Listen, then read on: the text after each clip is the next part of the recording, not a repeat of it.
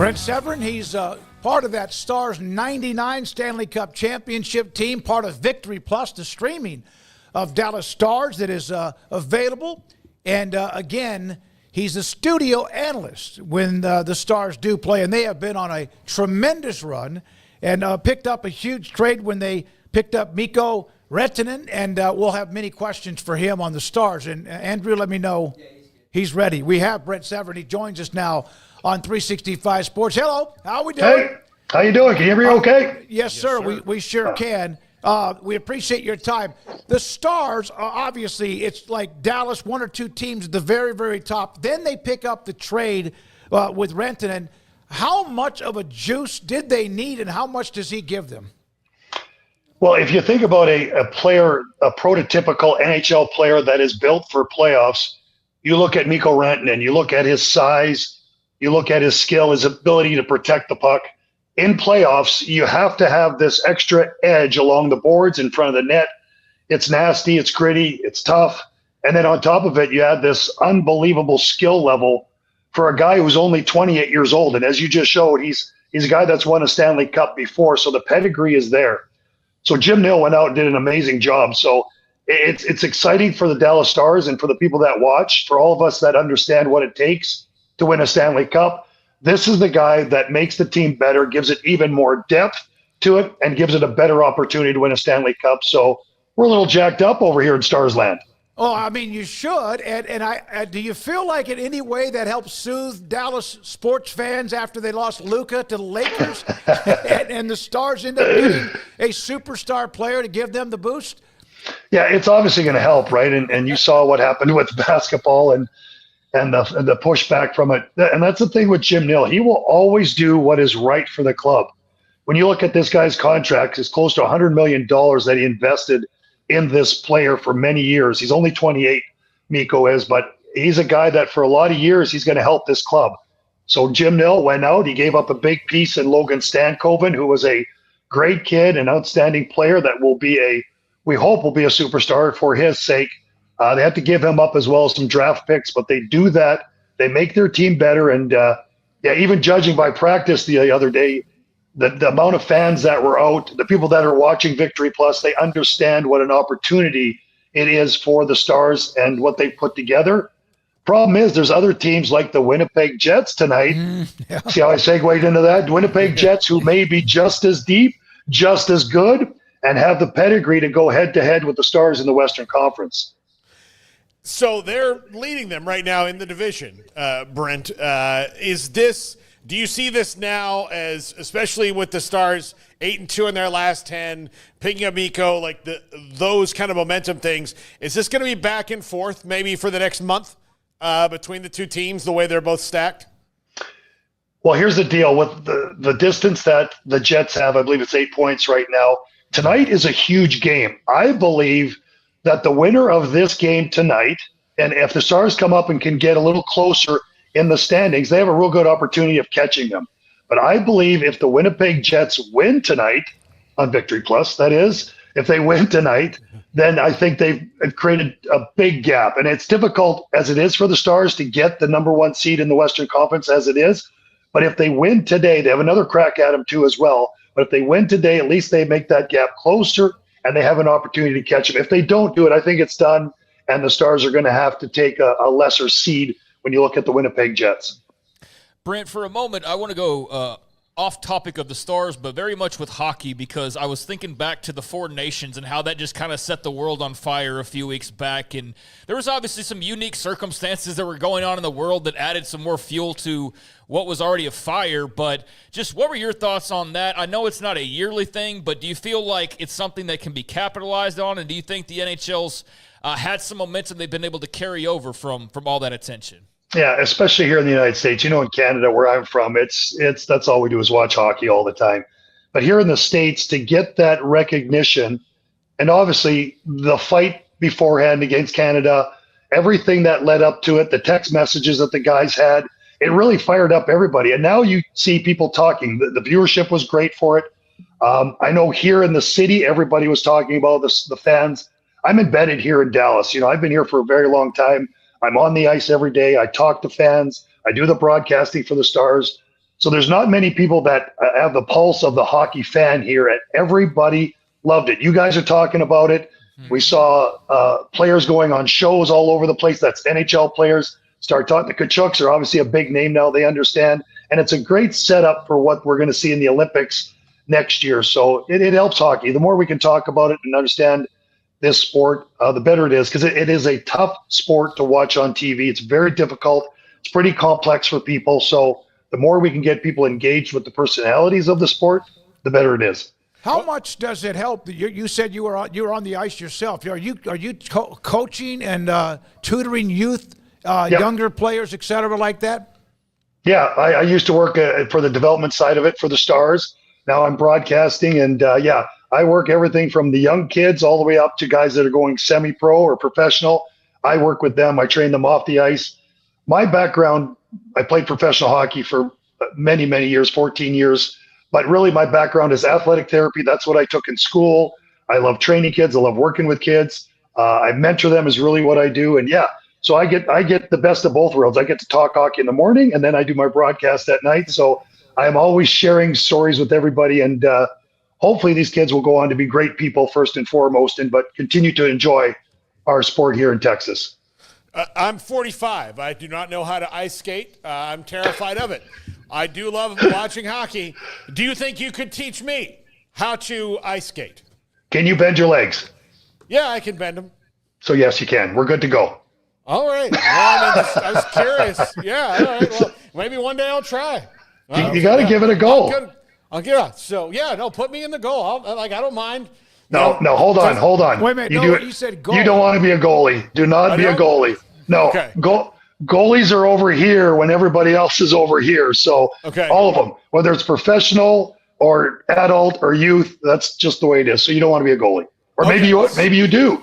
The guys could tell me what your personality is. Are they like closers in baseball where like the closer is just like a little bit off? There, you nailed it. Let's move on.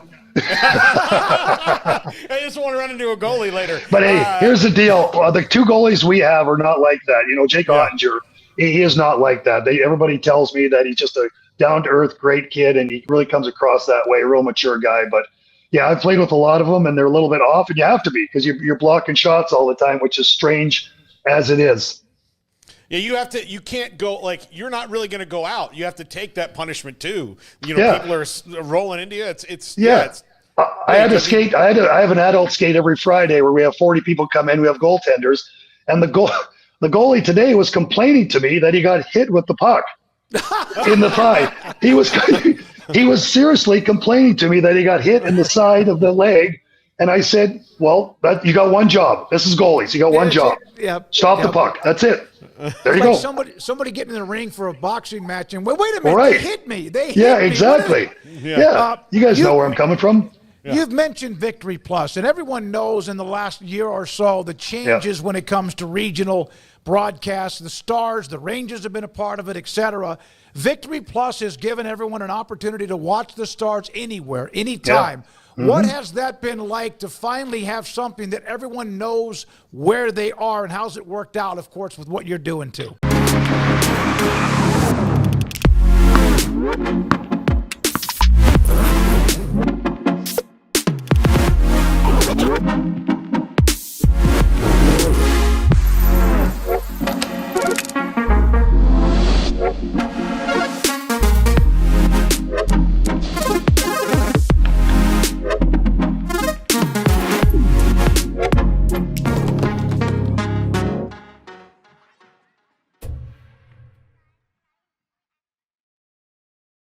Yeah, you can just pull out your phone and go after it, right? That's it. That's the way people are. These young folks these days, I'm a little older than all you guys over there, but these young folks, they want it easy, they want it quick, they want it on their phone. And yeah, it was obviously the biggest complaint for everybody is, where are you guys? How do we get you? Where does it? And now you just pull up the app and away you go. Everybody that I talk to, for the most part, has had outstanding kind of being able to watch this game. It's easy to find. They love the coverage, and of course with the Stars and Josh Bogarite, Daryl Ray, some of the best in the business, they're outstanding, and people love the game. So if you can find it, especially as the Stars, like tonight is a huge game. If you want to watch a fun game, you got to tune in. Hey, tune in for the pregame show. We're pretty good too. 6:30 is what we're looking for. And we have fun with it, right? We have a great group. The broadcast people care so much about the product. I've worked in different cities as well, but these people, they really care. And they've got a great group back there that are in the truck, that are setting up this whole thing. They care about the product. They care about the team. And it's just not, they don't just push it out there. They want to make sure it's the best. And that's why I'm proud to be a part of this team, which is behind the real team that puts it together every night for you guys. So watch. It's a good sport. It's a lot of fun. Victory Plus, easy to get to. What is the one thing that you had to learn about being a studio host, analyst? You obviously know what you're talking about, great personality, but sometimes it goes quicker than you think and have to make sure you tie up what you're about to say. Well, yeah, I'm not a smart guy, and stringing sentences together has always been tough for me. So I've had to learn. I've really had to learn how to do it properly. Yeah, I go back to my first broadcast and the sweat that was coming down. Fellas, I used to have to buy time. I would have to bring in an advertiser with me. I would pay for my time. I would pay the studio, and I would have to do the work. That's how I started this very position that I am so many years later. They wouldn't even pay me to come on air. I had to literally pay them. I paid Fox to come on air to do this job. Well, so that's where it started for me. You're in great spot now, no question. Yeah. Brent, one of the things that every year watching the NHL, and then, of course, it really came to fruition with the Four Nations, there seems to be a shorter distance between player and fan in the NHL than most. Like, I think that's one of the problems at the NBA. And look, they're great, but like they have these superstars that are, I mean, it's almost like they're on Mount Olympics, right? You know, like the Mount Olympus, like they're Greek gods. And maybe it's just the culture of hockey that because it's such a physical sport and such a grind of a season that the guys are more down to earth. And I felt like the story of the NHL, the story of the hockey world was told really well through the Four Nations because they have more of a desire to tell it. Yeah, it's interesting because I think a lot of that for when I played was because we fought and we had to be tough and we were humbled every night. And that's the way we were. And it's tough because when you get all these fans around you, the players change even a little bit with hockey players. Yes, they're definitely more accessible and they're great guys for the most part, but you get them in these where there's fans everywhere. And hockey's not that big a sport, but whereas as football and basketball and baseball, those are the higher tiered sports in here. And it's tough with all these people coming at you. You have to put up the wall. But for sure, hockey players are much more down to earth. And when you get them away from the throng of people, they're just wonderful dudes overall. You know what I mean? Even for me, I do not like to go inside the dressing room. I'll talk to the guys briefly, but I don't know them. I don't need to bug them. I don't need to be there. I'm an old guy that's just coming in. But they are wonderful guys. And when you get to know them, and especially when they're done hockey, that's when they all become real. But yeah, they're better than any other sport. Every journalist, every reporter has told me that hockey players are the easiest to deal with. No question. Absolutely no question. Can we give you some like rapid fire questions? We have a producer, Andrew Valade. Andrew was like, what was he at all the state champion? State champion hockey player in New Jersey. And then our producer, who's normally here, Garrett Ross, knows Victory Plus, watches the Stars every time they're on. He's out of pocket right now on a vacation trip with the family. Oh, is it nice. okay if I throw some questions at you? No. What are you going to do now? If I said no, what are you going to do? Nothing. I'll just push this button and go. Yeah, I have been told no many times, and you're lucky I'm not right there to go right hand. 1990 seemed to be a more physical era, a more physical era in the NHL. What did it mean to you as an enforcer during that time, the mindset you had to take into every game? Oh, boy. You got an hour for that one? Yeah, this is a tough one. It is, because players that played back in the day, oh, yeah, you're going to show me getting my ass kicked here. Thanks a lot. I appreciate it. So, it's guys like this, a guy like Bob Probert, who's the biggest, nastiest dude you've ever met. And I have to go out there and I have to fight him. And then I'm thinking about this 4 times a week. It's not just him, but it's every city you go to. You're looking at the list of tough guys. And I'm just happy that I didn't lose my head on this, so I'm a little jacked up. I'm like, thank God I didn't break my nose. And it's like that every day. So it mentally challenging, very tough. A lot of, yeah, my parents are very proud. Yeah, you're not showing any goals. Where's the goals, fellas? For the love of Mary, I had 10 whole goals. But yeah, this is Oh my God! Hey, this is the film that they sent us. Yeah, Brent. this is, hey, is that Rob Shickley? I'm going to talk to Rob Shickley. You're going to throw in a goal for the love of Mary. I am not going to put Rob in this. Okay, how important was it to get a guy like Ben Bishop back to the franchise and be a part of player development? Yeah, it's important to have those guys because first and foremost, you got to be a good person, and those kind of guys that are at that level, they care about. And I talked about mentoring kids and all that. They also care that the players get better. There's a genuine love for the game. There's a genuine love for each of those guys that come through, and it's important that they come into an organization. And that's what Jim Nill does. He is so good with people, and he's such a good guy. He's built this franchise, and it's part of the reason that MIkko Rantanen rather would be in Dallas than in Carolina.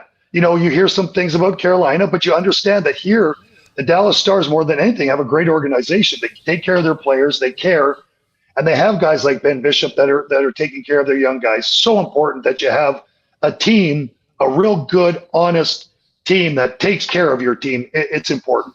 All right, what have you seen the early returns with Wyatt Johnston? How critical is it that they locked him up for the next 5 years? Oh, my God. You want to talk about a guy that has a great hockey IQ and maybe will be a captain of this team. You watch this kid and everything they've given to him.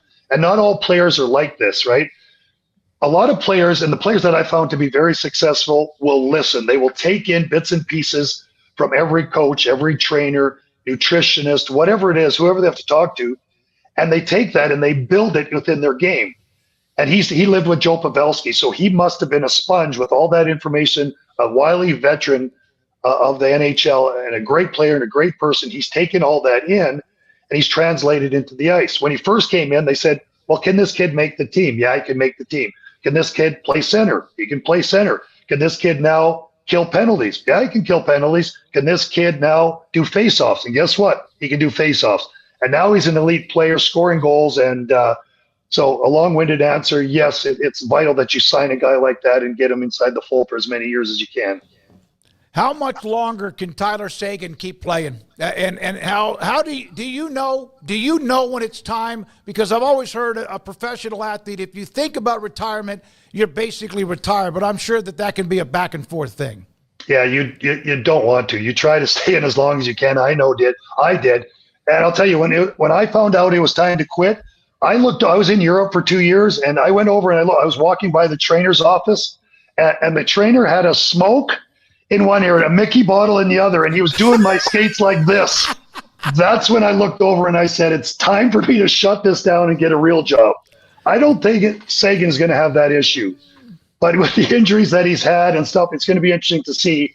He's got a couple of years on his contract, so let's let him heal up with this and see how he plays in playoffs, and we'll readjust and it's year to year now when you start to get that age, right? See how you're going to be affected by father time and if you're able to do what you need to do. Last question. We mentioned the Four Nations. What was it like to play an NHL game in Japan? Well, I hold the only NHL fight. May surprise you guys. It's going to surprise you that I had a fight with Donald Brashear. I saw it. Yeah, you saw it. And there was a swimming pool. I don't know if you could see it, but there was a swimming pool. Oh, there we go. There was a swimming pool above us because I believe we were on Shiki will tell you about it. But I think there was a swimming pool underneath us. And I'm sure the people there enjoyed the fisticuffs. So it was great. Like I said, anytime, that's the biggest thing that my parents and me appreciate about what I've done with my hockey career is I was able to go out different cities, meet different people. It's quite the experience. It's quite the life. And sometimes you got to pinch yourself for what you did and how you did it, because it was quite a journey, and it's afforded me a great life and a great lifestyle now. So it was outstanding. It was a lot of fun. Is there enforcer etiquette? Like unwritten rules of enforcing that don't do this, don't do that? Or is it's like when you brushing back a guy in baseball, or being physical under the in basketball? Is there etiquette, or is it just like, no, gloves off, let's go? Yeah, and that's back in my day. These days, I don't think they do it as much, obviously. Yeah. And there's some really tough guys out there, quite honestly, that could play in my era. But I always joke, I would love to take one of the superstars from this era and just drop them in 1991, and for them to feel what hooking, holding, chopping, whacking, hacking, and fighting feels like around a hockey game. Because I don't know if they could hack it. I know they're skilled. Connor McDavid could skate through everybody. Yep. But a guy like Pat Verbeek, who's a smaller, real nasty guy, would chop you in half as you went by. Could they take it? We'll see. So yes, there is an etiquette to fighting, and you want to square up. You want to make sure they're ready to go. If they have a broken hand, they have to make sure they let you know, and you don't fight them if they're not running around. So yeah, there is a whole etiquette to you. There's been books written about it. But the thing about it is, it's some of the toughest, nicest guys you've ever met that I had to fight, and that I had a pleasure now of talking about it without losing my face too much. It was a pretty cool part of the game that you had to be tough and nasty to play it, and very proud that I was able to hack out 14 years of it. Man, you did. How long after the season ended, playoffs or otherwise, did it take for your body to get back to normal? Yeah, you know what's funny? When I retired, the first 2 years after, what I missed was being sore, because you're sore all the time. I used to take 2 weeks off after the season to try to recoup, but then guess what? You're back in the gym, and I started working 6 hours a day to get ready for the next season. So it was an everlasting season. You never really got away from the soreness. You did recover from the hockey soreness, but then it's from the training side of it. So it never went away. And again, that's a pretty cool thing. And I actually missed it. And that's why I started jiu-jitsu and boxing after, and continued to train, because I love the feeling of being sore. Man, Brent, this has been fantastic. Hopefully, maybe when they get to the playoffs around the corner, we'll be able to jump you on again. Victory Plus, you'll be on tonight. Yep. Victory Plus, Winnipeg, Dallas, in a huge game between those two very highly elite teams right now in the National Hockey League. Thank you so much for your time today. Guys, thank you very much. Talking hockey. We'll see you soon. You got my number now. You can call me anytime. We do. We do. Thanks, Brent Severyn, he's a part of that 99 Stanley Cup championship team. The ultimate, you would think, in winning any kind of championship in professional sports. Obviously, it depends on what sport you like the most or what you play. But what a great personality, and a guy that I can imagine. Go to Victory Plus, download it, watch it on your phone, and it's great. You know where every time they play where they're going to be, because it was hit and miss with what was going on in the regional broadcasting business around Dallas and other cities too.